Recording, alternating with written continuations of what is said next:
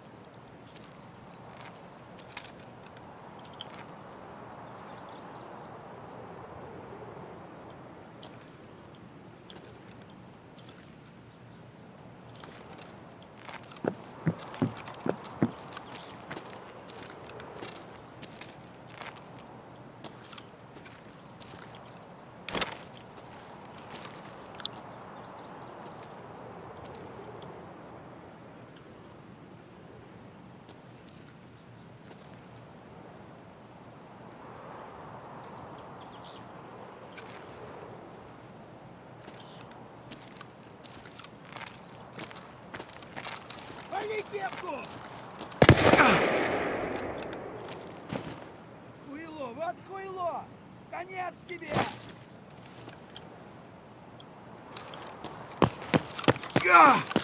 О, пацан готов!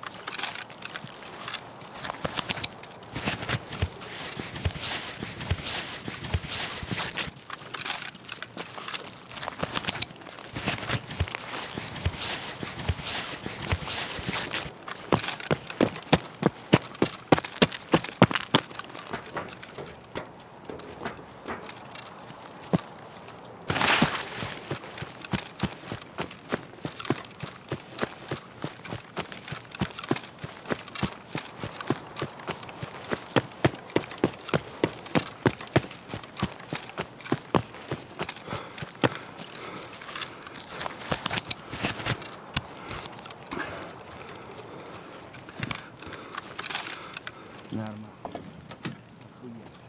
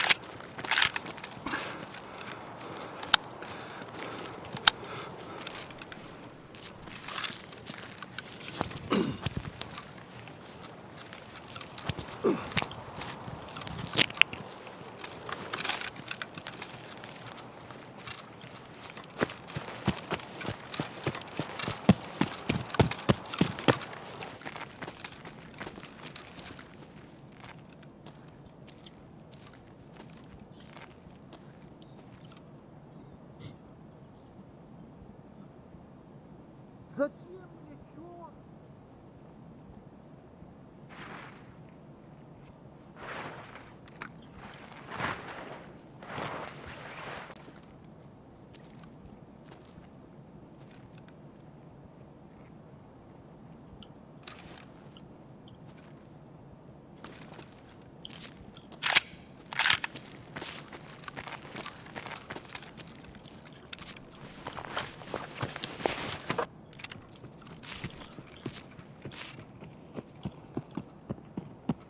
пожрать бы, конечно, вообще не помешало бы.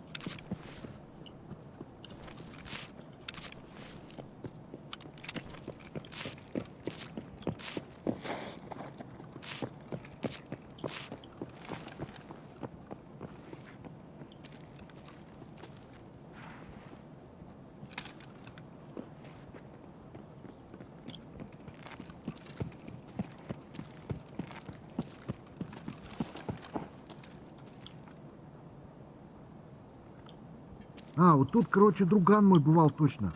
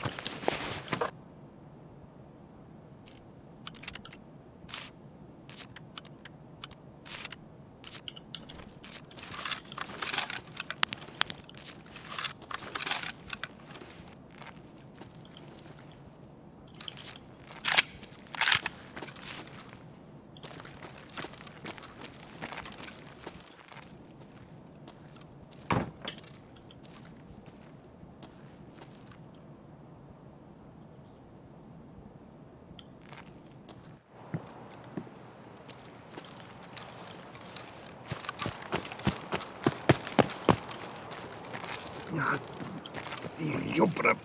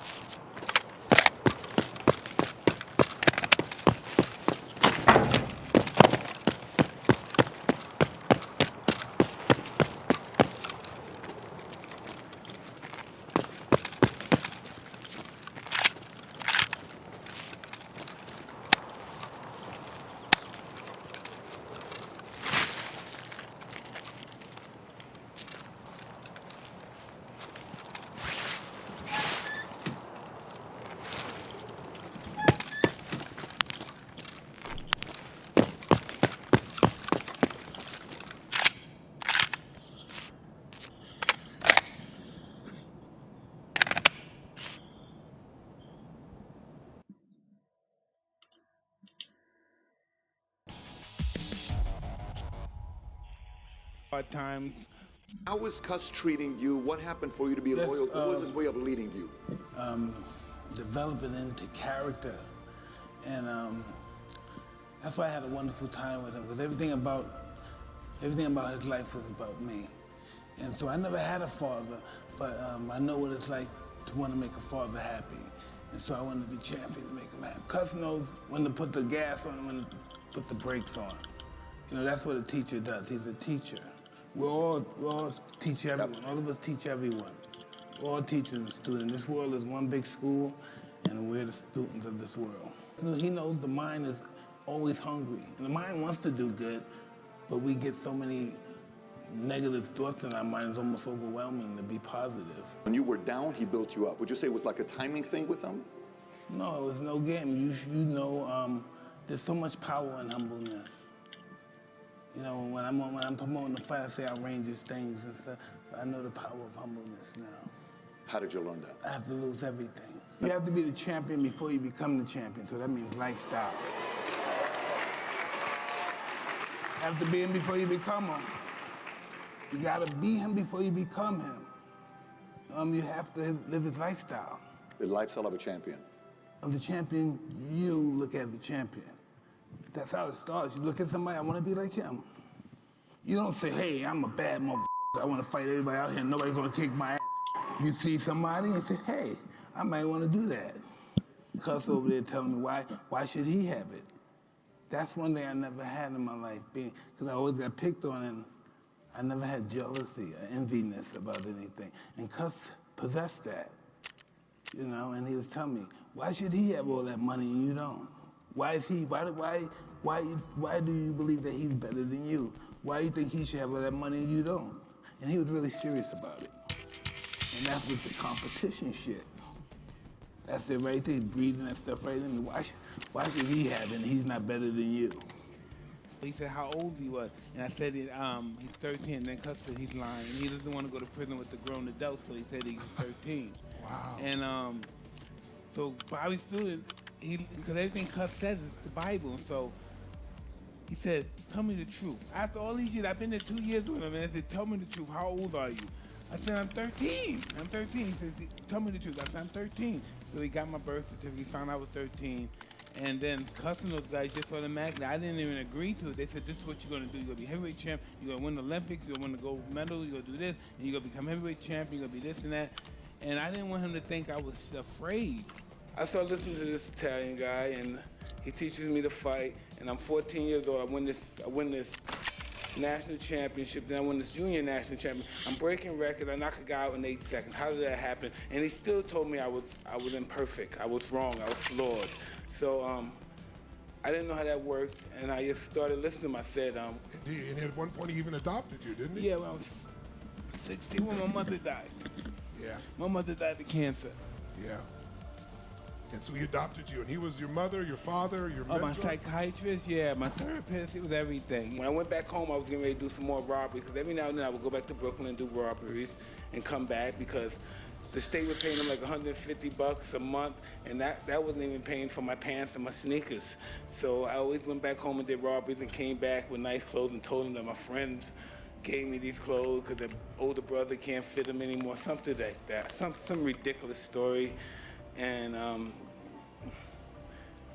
one day when we were going to do another robbery, a friend of mine was telling me, no, you're with those white people, Mike. Stay with them. These people love you, Mike. I saw you win this champion. They love you.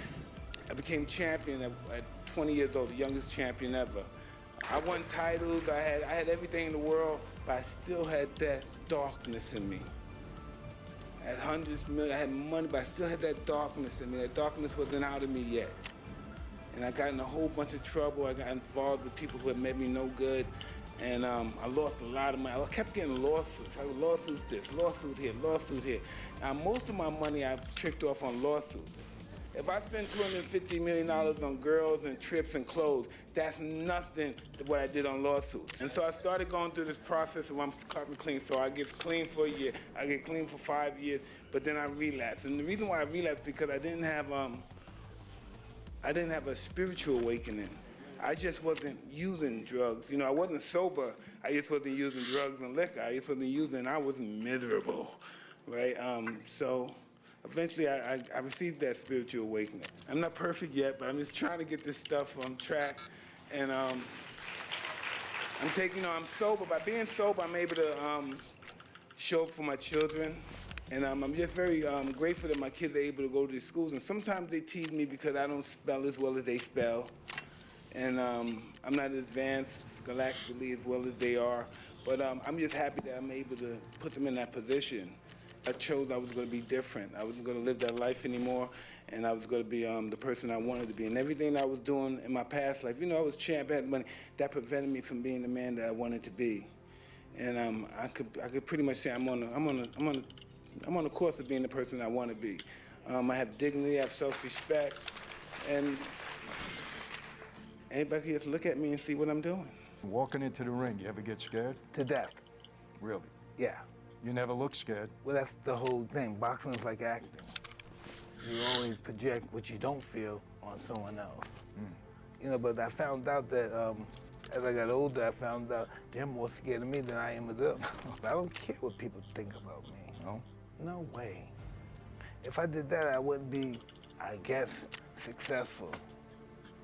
But I found out that as I got older, I found out they're more scared of me than I am of them. I don't care what people think about me. No? No way. If I did that, I wouldn't be, I guess, successful. I thrive off that. It's hard for me to even excel if somebody doesn't dislike me or hate me. I needed to excel. So your legacy is whatever it is, but Just, it's honesty. Never being discouraged more than anything, more than honesty, because I still lie sometimes if I want something. And it's just never getting discouraged, never giving up. Even if I'm lying, I know one day I'm gonna die, and whatever I said don't mean shit. Impossible is nothing to somebody who tries. Success for me is not cheating on my wife. Success for me is being responsible and being present. That's success for me. Arrested 38 times by age 13, heavyweight champion of the world by 20, convicted of rape by age 30. You've lived so many lives. Yeah, that's true. And there's people that had worse. And in spite of, they still succeeded. So I'm nobody. I've been a millionaire most of my life. I'm good. I learned gratitude. This is what I learned from life kicking my ass. I learned gratitude. Things happen when two men get in the ring and we throw punches. What happens? Well, it's an unwritten clause in our contract that anytime during training and fighting, you can die. That's a great possibility that we wish don't happen, we hope don't happen. You can't continue being a comedian if you're not sharpening your psyche up. Even when you're doing it right here, you're practicing your comedian act, You have to continue to practice. The more you practice it, they say if you practice it for a year, you'll be better if you only practice it for a month. So the more you do it, the better you become. And it's not about money, because the money's going to be in charity and people want to, and it's just about doing something good. And that, from that perspective, that could be, I used to like feeling like I'm doing something good for somebody more than myself. I won't have in my mind, oh, I'm getting paid. I just don't want to never have that in my mind again. Yeah, I just never want to have, oh, I'm getting something for what I'm doing. I don't know what the future holds, but we're looking forward to just having fun and doing it for a purpose, a reason. When you decided to stop, was it difficult? Well, time will make you that person. Time will. Yeah, time will make you that person. What is time? I don't know. Right. As I got older in life, I had to deal with demons with that. I felt I was that kind of person that really my objective was just to hurt people as much as possible. Yeah. Not just beat them, but just to really hurt them, but they never forgive me. And that was just my goal. That's what I learned from Cuts. That's all I knew. Yeah. And he didn't have much time to teach me because he died shortly. He only had 7 to 6 years to be, to teach me anything. So, what he had to teach me was fighting. Yeah. I'm just very grateful. I'm very grateful I had a good life, and people liked me, and people gave me benefits and stuff. But that's not going to happen to the average guy. That's not going to happen. Know what's going to happen to him when he gets angry and he throws a tantrum like I throw my tantrum? They're going to come in the cell and they're going to beat him to death. The goon squad's coming, they're going to beat him to death. I don't know, I'm capable of living a godly life. God to me is inconceivable to live a life of God. You know, we can only study his life and hope to be able to be in the path of God. But to live a godly life is inconceivable to me. I just try to do the right thing. You know what I mean? And not necessarily the right thing is probably the best thing, but I just try to do the right thing. I try to respect everybody and treat everybody the way I want to be treated. You know, I don't have no, I don't care what you're black, white, Christian, I don't care what you are. You know, the only thing I want is respect, because I give respect. That's the only reason why I want it. I just realized that I wanted to change my life. I didn't like the way I was living my life. I wanted a different, I just wanted a better way of life. You know, I just didn't want to be the guy that had it all outside but had nothing inside.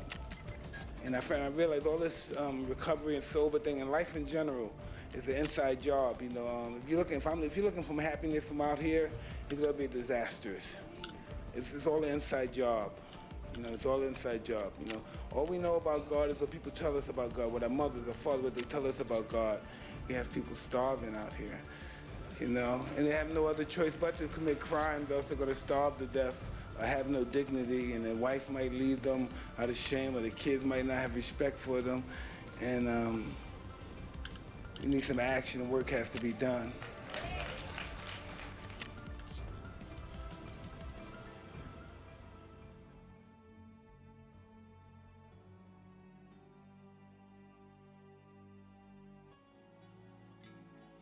I didn't have no motivation to do it. Zero motivation.